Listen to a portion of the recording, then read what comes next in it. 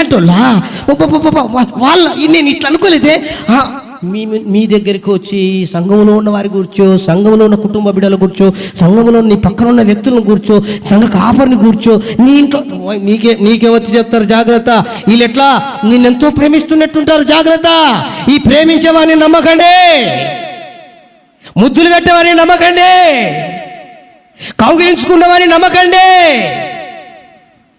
ఉన్నది ఉన్నట్టు కారా కఠితంగా చెప్పేవాడిని నమ్మండి. దేవునికి స్తోత్రం. హల్లెలూయా, హల్లెలూయా.